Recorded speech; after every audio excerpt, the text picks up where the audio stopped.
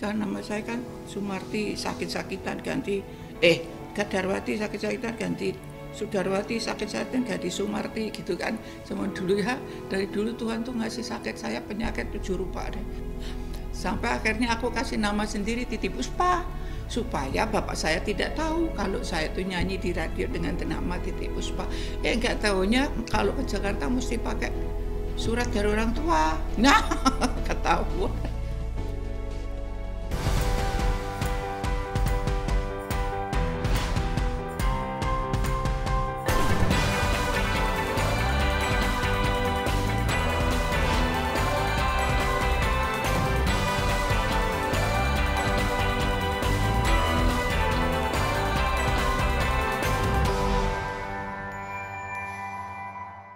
Titik Puspa.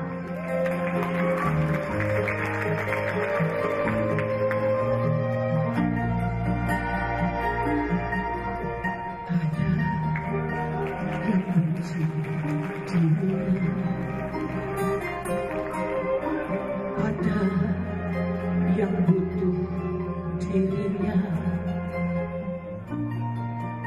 Kupu-kupu malam, apanya dong?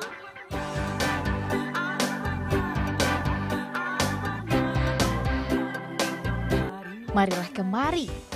Hanya sebagian lagu karya sang legenda yang hingga kini masih berharmoni di telinga kita. Ya, Titik Puspa. 65 tahun berkarir di dunia seni tanah air, nyatanya Eyang Titik sempat tidak mendapat restu orang tuanya. 54 baru mulai, di umur 17.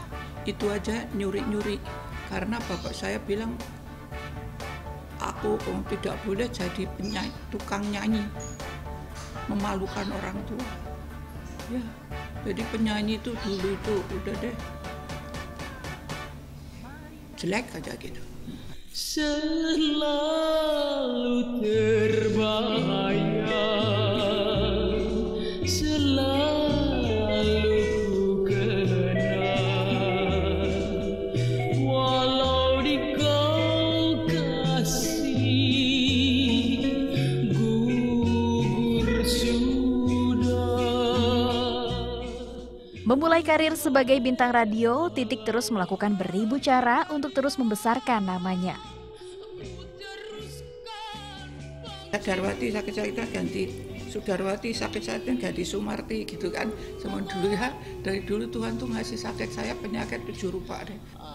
Sampai akhirnya aku kasih nama sendiri Titi Puspa, supaya bapak saya tidak tahu kalau saya tuh nyanyi di radio dengan nama Titi Puspa. Nggak taunya kalau ke Jakarta mesti pakai surat dari orang tua. Nah, ketahuan. Sampai bikin malu orang tua, awas kan dua-duanya. Sendiko tuh siap. Tidak percuma, di tahun 1954, karisma miliknya sempat menarik perhatian untuk mengisi sebuah acara di Radio Republik Indonesia. Momen inilah awal kepopuleran nama seorang Titik Puspa. Dirinya berhasil meraih apresiasi dari Presiden pertama Indonesia, Bung Karno. Akhirnya saya kerja di RRI, kerja di situ tuh honorer. Nah tahun 60 tahu-tahu di RRI ada utusan dari istana cari Titik Puspa. Nah loh, ada apa nih Bu?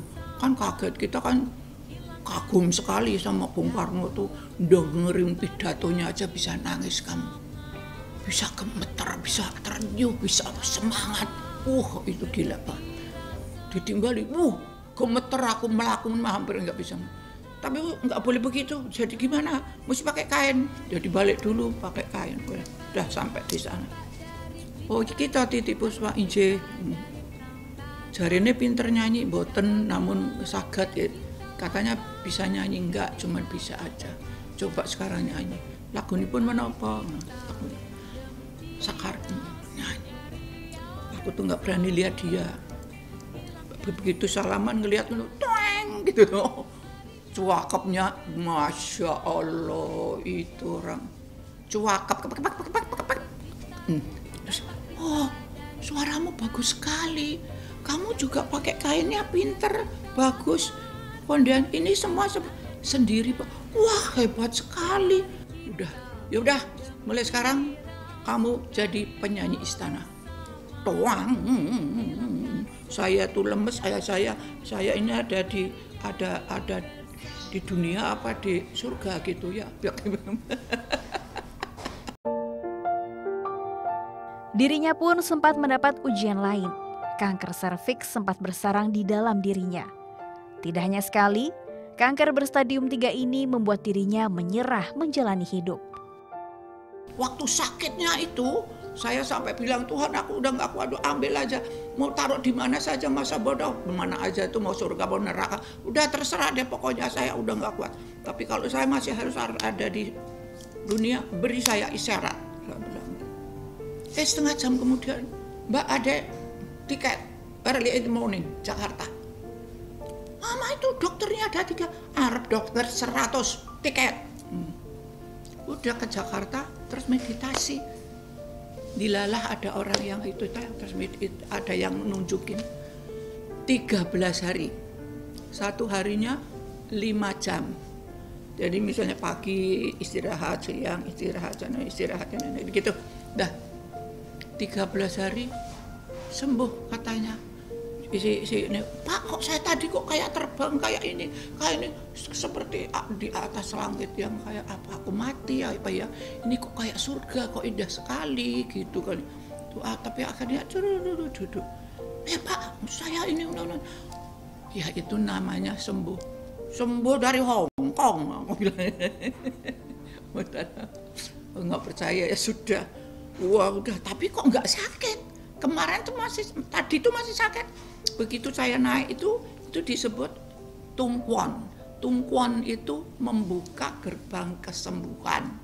Jadi saya sudah masuk ke gerbang kesembuhan.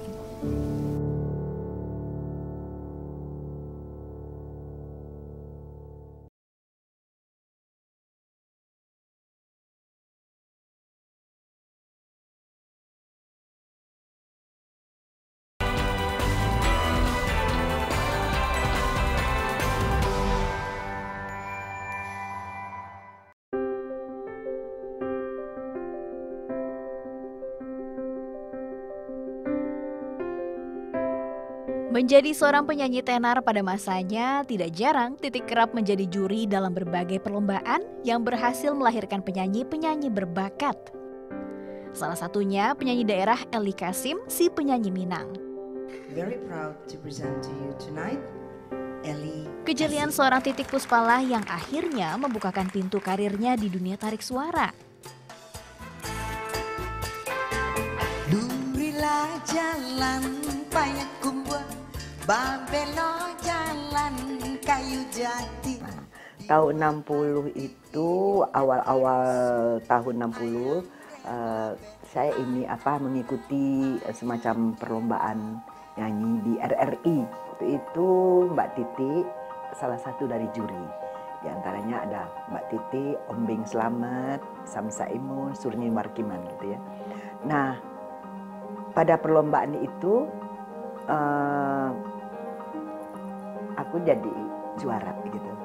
Nah, Mbak Titi panggil, sini Eli, kamu akan menjadi seorang penyanyi, artis penyanyi nanti. Suara kamu punya ciri khas. Berawal dari hubungan seorang juri dengan kontestan, Titik Puspa dan Eli Kasim berlanjut menjadi rekan kerja sekaligus sahabat. Visi serta misi yang samalah yang menyatukan mereka dalam mengangkat nama Indonesia di mata dunia. Kedekatan aku dengan Mbak Titi itu setelah tahun 60-an itu sering kita mengadakan show-show ke seluruh Indonesia bersama Mbak Titi. Jadi lebih dekat lagi. Dan yang paling dekat lagi pada awal tahun 2000, di mana kita bersama-sama membuat misi kebudayaan, kesenian ke Amerika waktu itu bersama Mbak Titi. Dan seterusnya sampai tahun 2010 kita selalu bersama-sama keluar gitu. bulan puasa ngomongin sirup. Kalau di Purwokerto batal puasane. Berhasil membesarkan namanya, penyanyi kelahiran 1 November 1937 ini juga berjasa dalam membesarkan nama-nama seniman muda lainnya. Seorang koreografer ternama, Ari Tulang. Baru enak-enak.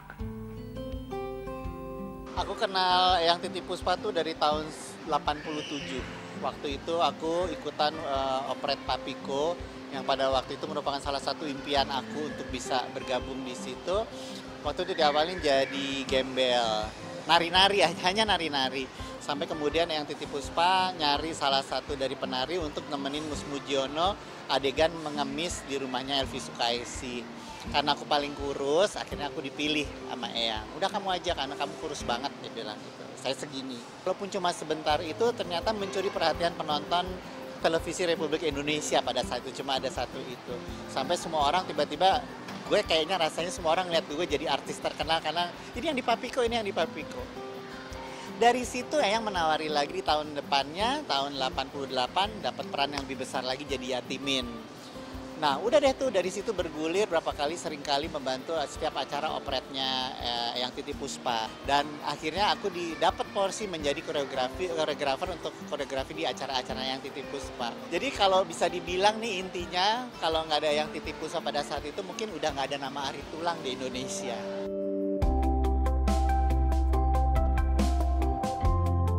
Tidak hanya menjadi sosok mentor, rekan kerja maupun panutan, kedekatannya dengan Titik Puspa bisa dibilang layaknya seorang ibu bagi Ari Tulang. Waktu papa meninggal, Eyang ngedampingin mama aku ke pemakaman.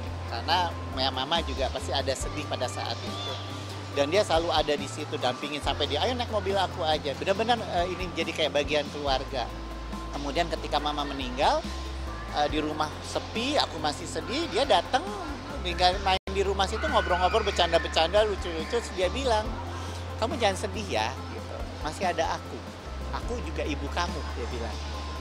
Jadi kalau ditanya kedekatan ya, aku udah nganggep bahwa Eyang itu menjadi bukan cuma jadi teman berkesenian, jadi guru aku juga, menjadi ibu aku juga. Jadi ya gitu deh, kalau ditanya dekat ya dekat lahir batin udah.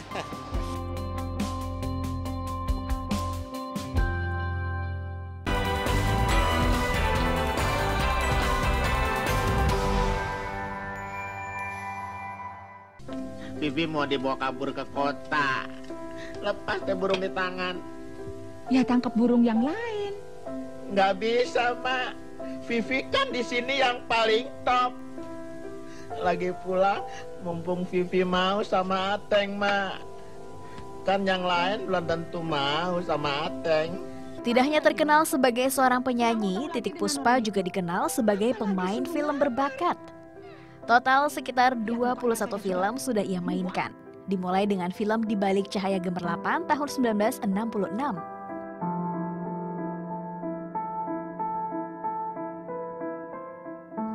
Namun 30 tahun lebih sudah ia berhenti dari dunia perfilman.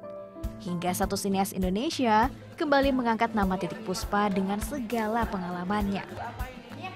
Sebagai produser dan sutradara, saya kalau melihat kualitas seorang aktor dan aktris itu pasti dari komitmennya sejak awal. Dia memang orangnya disiplin sekali.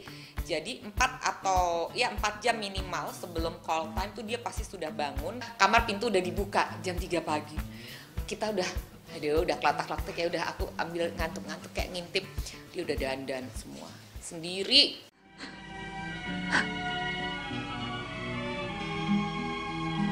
pernah ku sangka kan tiba jua masa nan. Bukan tanpa alasan, ketertarikan Yadinata terhadap sosok Titik Puspa nyatanya sudah menjadi keinginannya sejak dulu.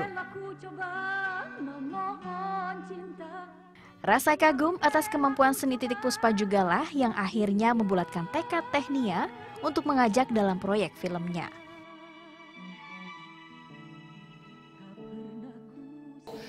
ketika bikin film ini Kisah Tiga Darah dan memang karakter seorang Oma diperlukan dan aku juga yang mengadaptasi menulis skenarionya, itu udah terbayangnya sih memang beliau. Karena gimana Oma yang kita bikin di ini Kisah Tiga Darah adalah Oma yang walaupun sepuh tapi masih sangat energetik. Ceritanya tuh ya Allah benar-benar mengharukan. Karena dia langsung, ya ampun ini adaptasi dari film Tiga Darah. Saya tuh dulu hampir casting, tetapi saya sakit. Jadi di tahun 56 beliau itu harusnya main maksudnya dia berniat banget untuk ikut casting, tapi ternyata baru kejadian 2016.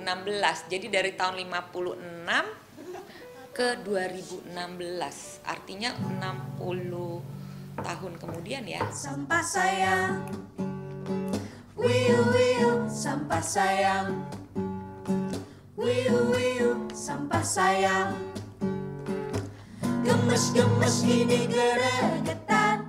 Ini dia salah satu bukti lain eksistensi seorang Titik Puspa.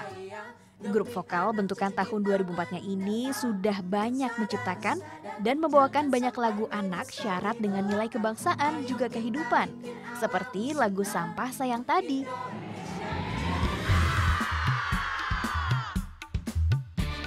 Menjadi sosok guru dengan nama besarnya tidak menghilangkan kedekatannya dengan generasi-generasi milenial didikannya.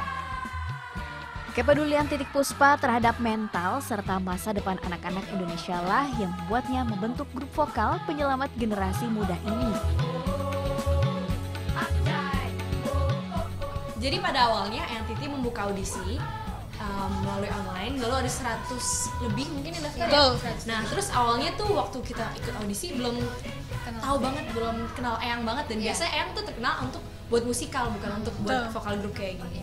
Jadi dari audisi itu, ya dari audisi itulah dipilih beberapa anak sampai akhirnya setelah mengikuti training itu ada 10 orang. Aku sendiri ngajarin budi pekerti sama nasionalisme. Nah itu saya bilang sama anak-anak, Eyang pinjem suara kalian. Karena kalau Eyang yang nyanyi, anak-anak tuh dengerin nenek capek, sudah tidak enak. Akulah anak bangsa Indonesia, sopan santun dan cinta damai. Meski begitu, tidak hanya menempa keterampilan sebagai seniman, pembentukan karakter juga menjadi fokus lain Titik Puspa guna ciptakan generasi yang bisa dibanggakan di dalam maupun luar negeri. Kalau menurut aku, Eyang Titi itu bijaksana, Eyang Titi itu humoris, Eyang Titi itu seru, Eyang Titi itu tegas, Eyang Titi itu penyayang, Eyang Titi itu awet muda. Dengan bangga, kami persembahkan Lifetime Achievement Indonesian Choice Award 2018 kepada Titik Puspa.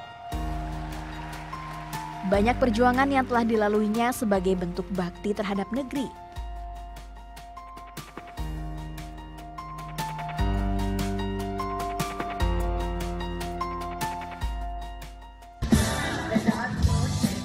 Umurnya memang tak lagi muda, namun masih banyak cita-cita yang dimiliki seorang Titik Puspa. Namanya yang besar tidak cukup puas membuat dirinya berhenti untuk terus membangun negeri dengan segala cita-citanya.